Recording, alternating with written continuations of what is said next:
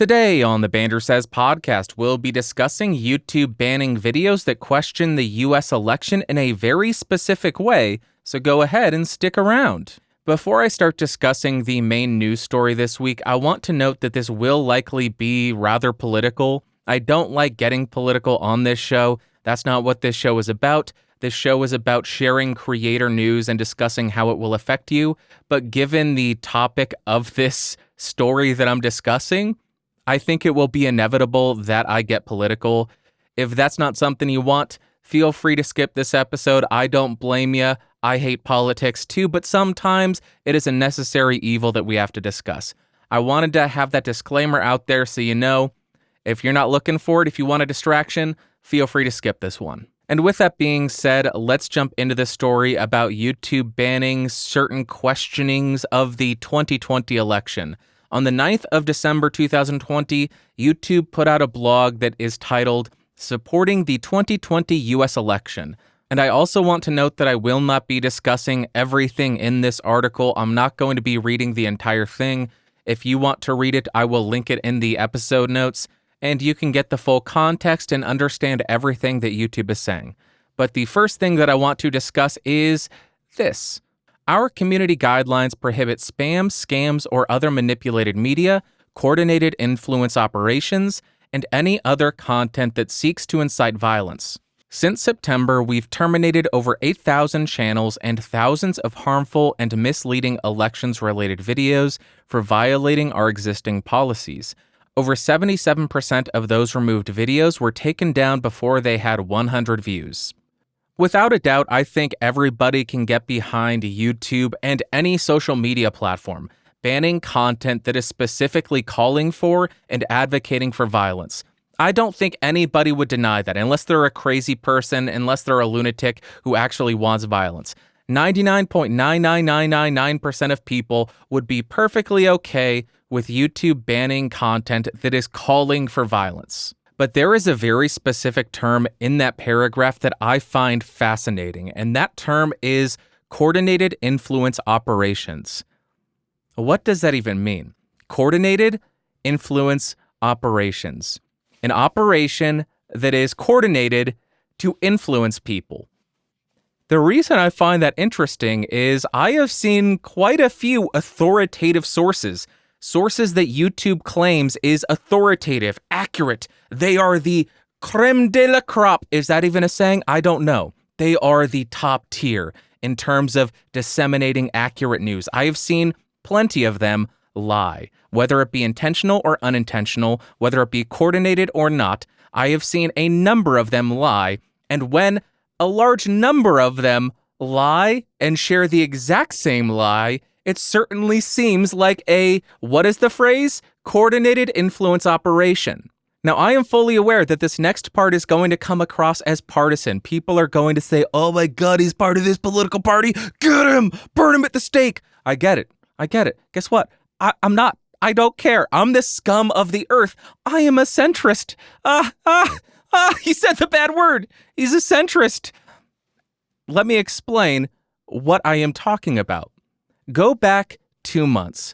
2 months ago, there was a bunch of news from one side stating there is a laptop from Hunter Biden. That laptop contains incriminating evidence. And a lot of more left-leaning news outlets started to say, oh my God, it's a Russian interference. It's a Russian disinformation campaign.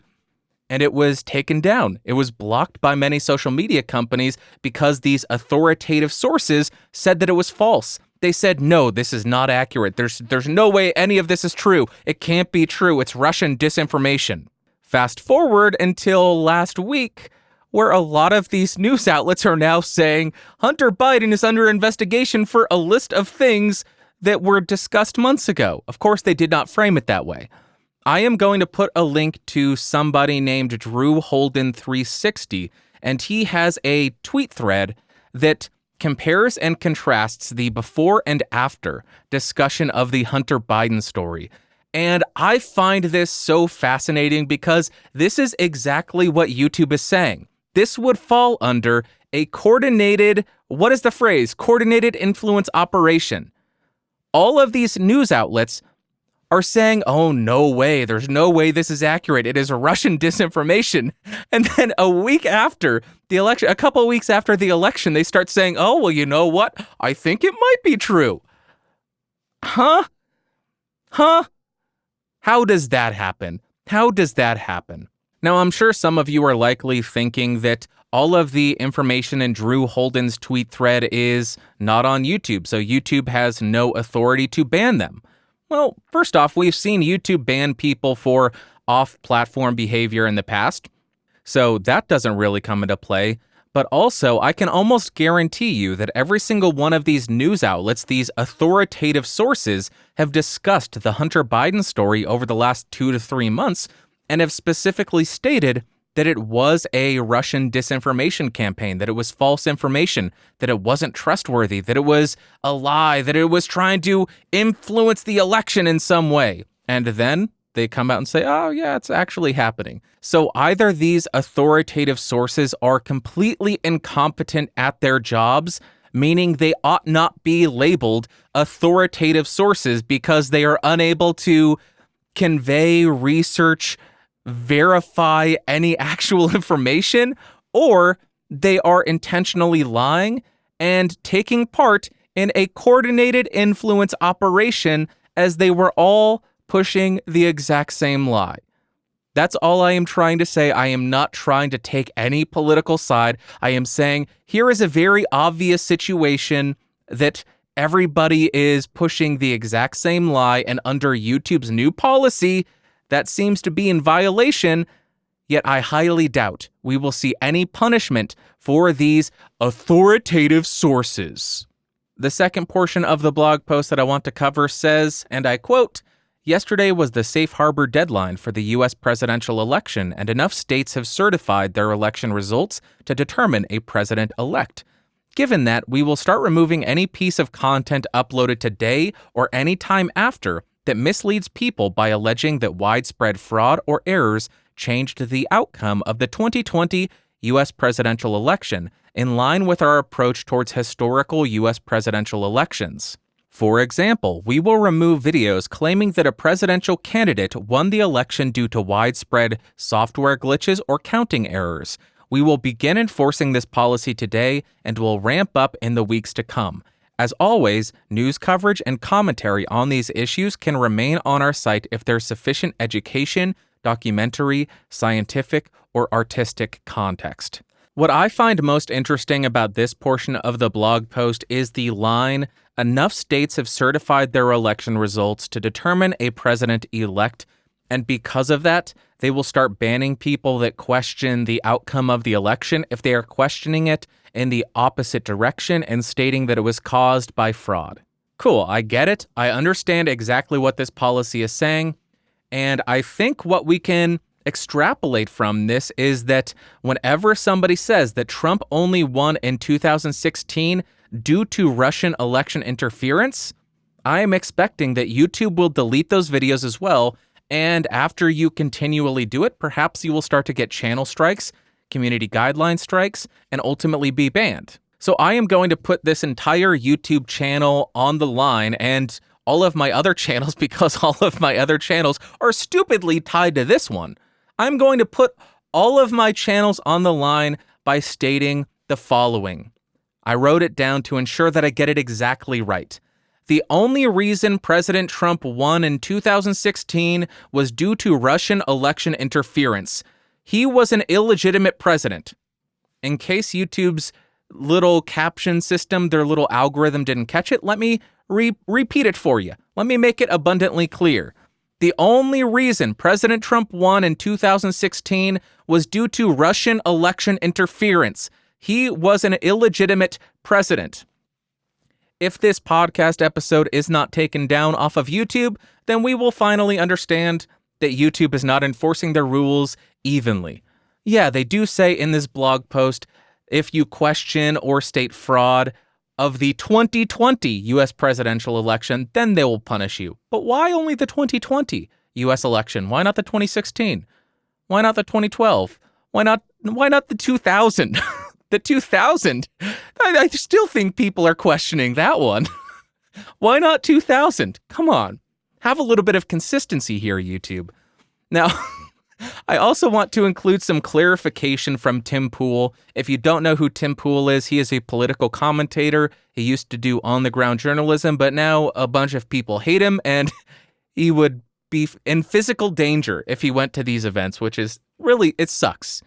But here is what he tweeted out. YouTube has clarified to me, you can still say Trump actually won the election. You can still claim that the election was stolen from Trump.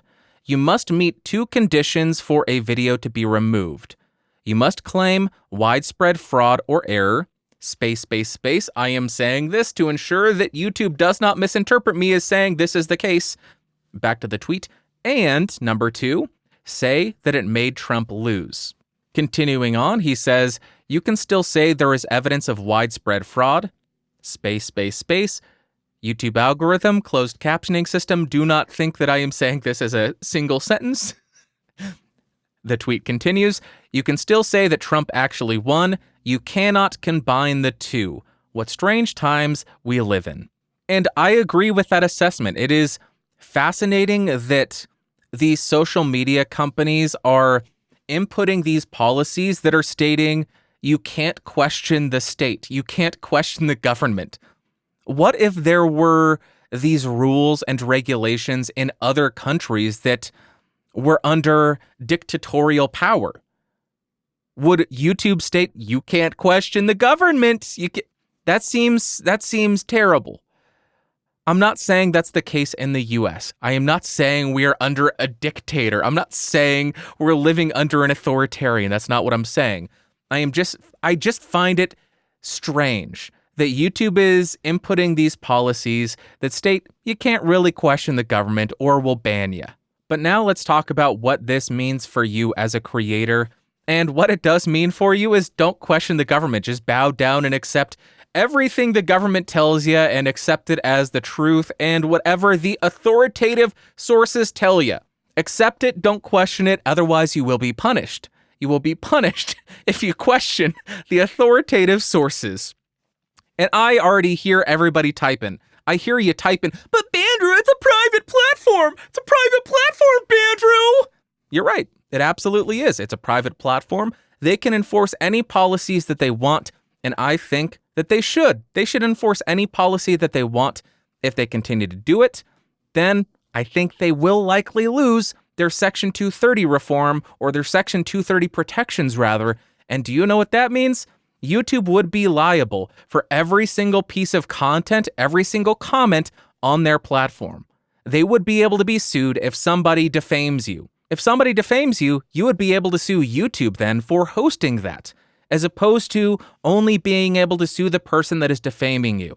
That is why Section 230 reform is so important, and why YouTube needs to tread lightly, because if they continue to go down this road, although I guess the people who are going to be in power are really happy with how everything has been going, it's been going in their favor, so they may not do anything. YouTube may be perfectly in the clear, so maybe they're playing the game perfectly fine. Maybe they're doing exactly what they need to so they can continue to get as much power as they want. I don't know. It's interesting. But what should you do? Because I don't think you should delete your YouTube channel and fight the system that way. I don't think that's necessary. What I would recommend, I've already recommended it 999,000 times. I'm going to recommend it for the millionth time. You need to own your own space on the internet. Own your own domain. Own your own website. Direct people to that website regularly. Therefore, if you get banned off of any social media platform, if any of these social media platforms lose their Section 230 reform, then people already know where to find you. For example, you can go to bandrewsays.com. That is the website for this podcast. You can go to geeksrising.com. That is the podcast network that this show is a part of. You can go to podcastage.com. That is my YouTube channel's website. I have videos, I have reviews of audio gear. And you can go to bandrewscott.com, which aggregates all of my content that I make. You can go there, has everything, links to everything, all my official accounts, all that stuff. See how easy it is? If these companies were to disappear tomorrow and the internet still existed, people would still be able to find me. Would there still be plenty of people who had no idea where to find me? Yes. but a large number would because I yell about these websites quite frequently. Again, I will link the YouTube blog post in the episode notes in case you want to read the entire thing. I will also link the tweet thread from Drew Holden 360 in case you want to read that as well. And that is all the news that I wanted to discuss today. We are now going to jump to what you had to say, and the first comment comes from Just One Truth.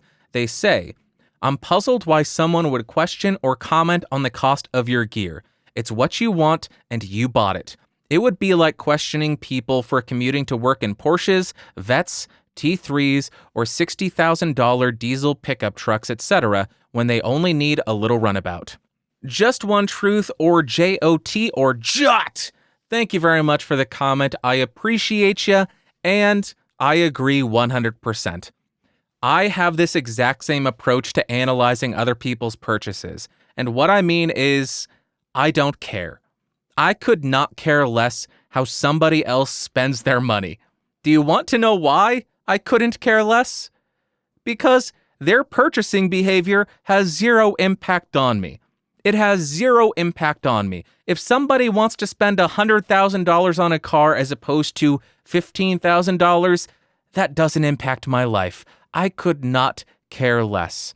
Now, if somebody were to come up to me and say, I have $100,000, I'm going to buy a $100,000 car, and they ask me for my input and my advice, I would most likely say, I think that is fiscally irresponsible. You ought to set aside some money for your annual expenses, your rent, your insurance, your food, your gasoline, all of it. You need to cover that stuff as well. You can't spend all of your income on fun purchases. You do need to pay for your essentials. But if they don't ask me for that advice, I'm going to keep my damn mouth shut because it's none of my business. If somebody wants to go into crippling debt, I can't tell them not to do it. Well, I guess I could, but it's not my place to do so. If I want to spend $7,000 on a microphone, is that a smart purchasing decision? No, absolutely not. But what I do is I review microphones on the internet, and I think this is a very fascinating price point, a very fascinating microphone that will provide interesting context to compare other microphones against. It's not just spending $7,000 for the sake of spending $7,000. If I didn't run a YouTube channel where I review microphones, I wouldn't buy the damn thing because that would be stupid. I would put it all in savings. No, I wouldn't spend $7,000 on a microphone if I didn't have a YouTube channel about it. That would be stupid. So I agree with you. I could not care less how other people spend their money. But if people want to critique me, go ahead and do it. Because I'll tell you what, it's amazing that I am getting such sound financial advice for free. In the past, before the internet and before comment sections, I would have to pay an accountant to tell me how to appropriately spend my money. But now, with the advent of YouTube comment sections, I get all of that information for free. So who is really winning here? I am the one getting free financial advice, so keep giving it to me. Amazing. Okay, let's jump to the next comment from Rodney. He says, yes, $10,000 worth of gear, paid for out of your own pocket. I think I just heard Dave Ramsey throw up in the background. Rodney, thank you very much for the comment, and I am sure you are correct that Dave Ramsey is vomiting in the background. If anybody is unfamiliar with Dave Ramsey, he is a financial guru. He speaks to people on the internet and says, stop spending your money, save your money. And my response to Rodney was, hey, at least I don't spend my money on Starbucks every morning, because that is a very common complaint and criticism from financial gurus. They say, you're in a financial hard place. Why are you spending $5 a morning on a cup of coffee? Pretty much all of them say that. They regurgitate the exact same thing. And I said, at least I don't do that. Yet this morning, I bought a cup of coffee from Starbucks. So now Dave Jackson and all the YouTube financial gurus are vomiting in the background as well. Take that, suckers. Got him. Okay, next comment comes from Not Greg.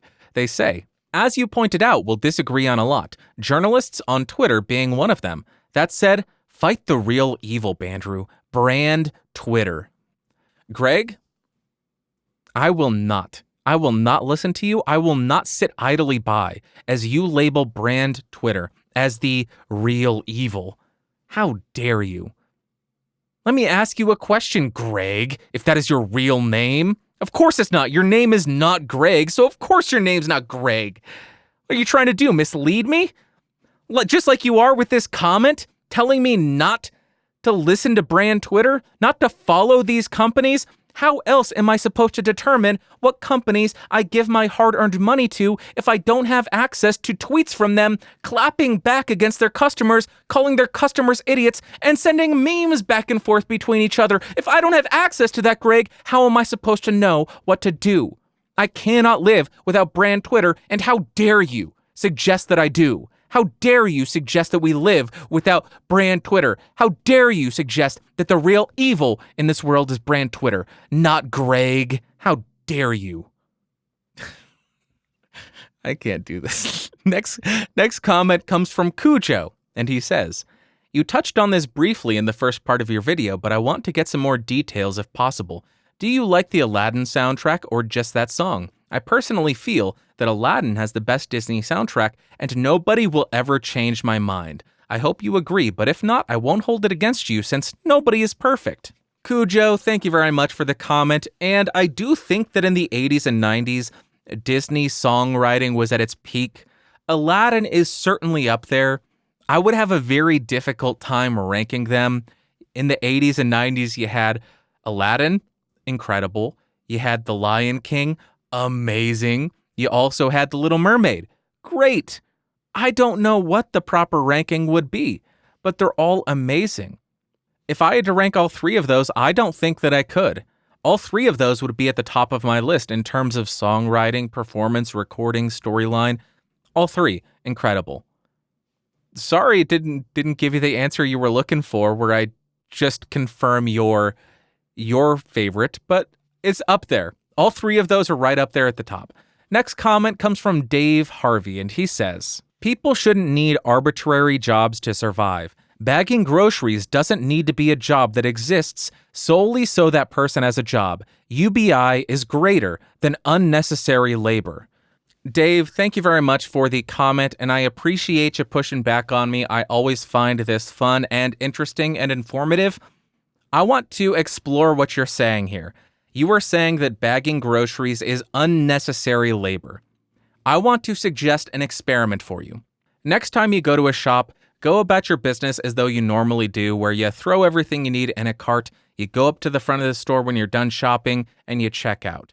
Now, sit there, stand there, wait there, and see how long it takes for bags to spontaneously surround the stuff that is in your cart so that you are more easily able to carry it out of the store. I think you'll find that you would have to wait a very long time, dare I say an infinite amount of time, for plastic bags or paper bags, depending on your environmental consciousness, to spontaneously surround the items that are in your cart so you're more easily able to carry them. Because of that, I think you saying bagging groceries is unnecessary labor is wrong. If you were to say bagging groceries is menial labor, absolutely it is. It's not difficult to do. Anybody can do it. Absolutely. But by stating that nobody should be bagging groceries, what you're telling me is that you're perfectly okay with these massive corporations saying, we are going to eliminate that position and force the customer to do that job, which will only increase our profit margins. That is such a capitalist approach to these things. I have never met more of a capitalist. You don't care about people. You want these companies to have the ability to fire people and force you, the customer, to do that job for them so that they can earn a few more pennies, so that they don't have to pay minimum wage to that person bagging groceries, which is essential. Bagging stuff is necessary. It's just determining who is going to be doing the bagging of your items. Is it going to be you? Are you going to essentially work for the company for a couple of minutes, ultimately allowing them to fire that employee who was doing necessary labor? Or are you going to say, nah, I'm not going to do that for you, companies. Why don't you eat my butt? I'm not going to do that for you. Hire that person back because I'm sitting here, I'm waiting These bags aren't spontaneously appearing around the items in my cart. Hire somebody to do it. I'm not doing this for you so you can earn a few more pennies, you scum. You massive multinational corporations. I am not going to help you earn a few more pennies. But if that's the approach you want to go, where you believe massive corporations ought to fire people and then force those positions and that labor, those tasks upon the customer, I can't stop you. I just think that is a very capitalist approach. And based on the fact that you're saying UBI is greater than unnecessary labor, certainly doesn't sound like you're a capitalist, but you hold these very strong, very empowering capitalist ideals. There are no machines that are bagging these items. Get rid of that. Get rid of the little guy. Fire the little guy. Let's help the massive multinational corporations earn a few more pennies, increase their bottom line. Good on ya. What's your name? Dave. 100% with ya. Massive multinational corporations. Capitalism. Woo, woo, woo. All right, bro. Right there with ya. Screw. Down with the little guy. Up with the corporations. Was that sarcastic enough?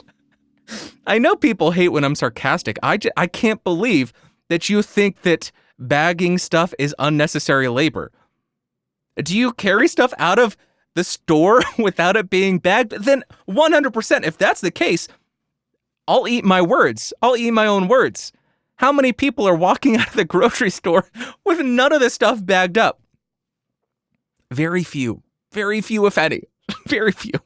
I'm such a dick. Last comment comes from Jesse, and he says, have you had a chance to test out the Klark Teknik CT1 mic booster and how it compares to the mic activators you have tested? Jesse, thank you very much for the comment, and let's jump to the past. Let's go back in time so you can hear something that I did. Although it's not thorough testing, I'm not going to make a 10-hour video. I will just do a few quick tests. Let's jump to the past.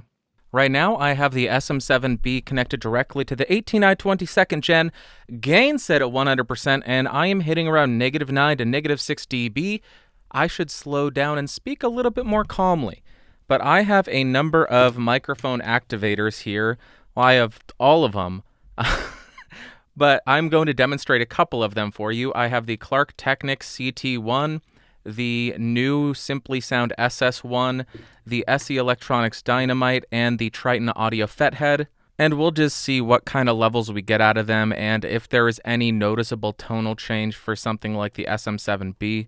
I do also want to point out where things are manufactured in case that matters to you. The Simply Sound, the Klark Teknik, the SE Dynamite are all made in China. The Triton Audio Fethead, that is made in Holland. The Soyuz analog launcher, that's made in Russia. The Royer DB booster, this mic activator is assembled in the USA. Not made in the USA, but assembled in the USA.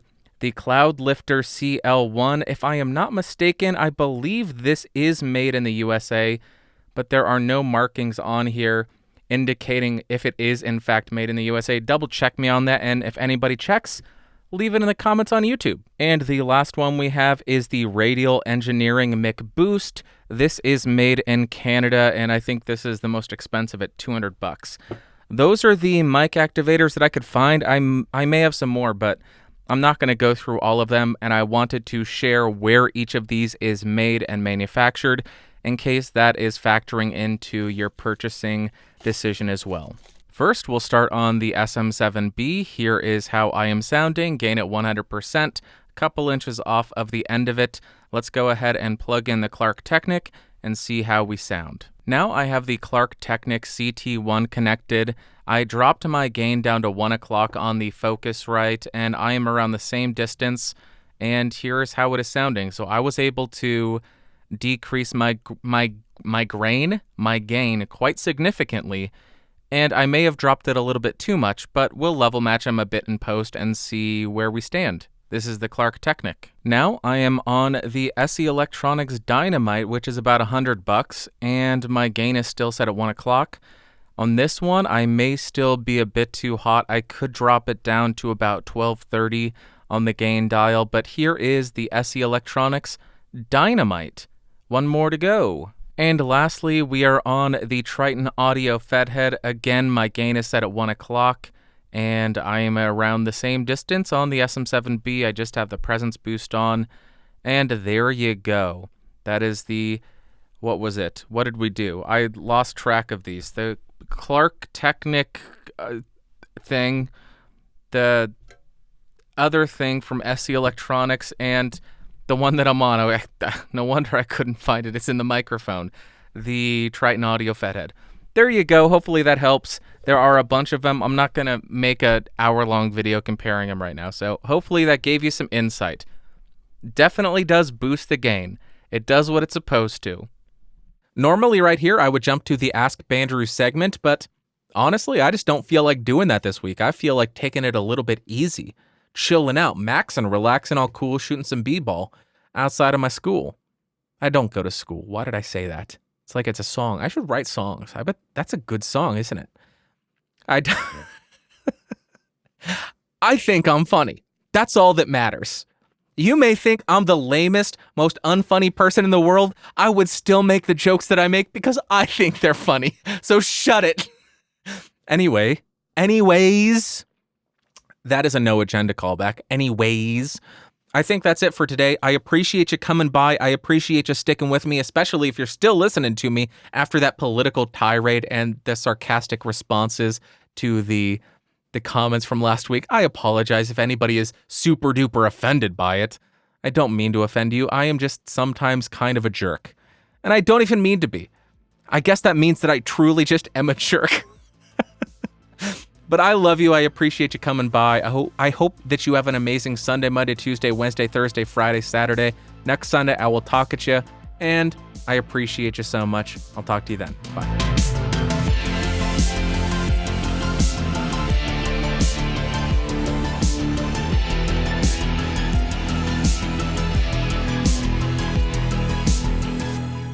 This has been a Geeks Rising production. Your executive producer is Bandrew Scott. For more information, head over to www.geeksrising.com.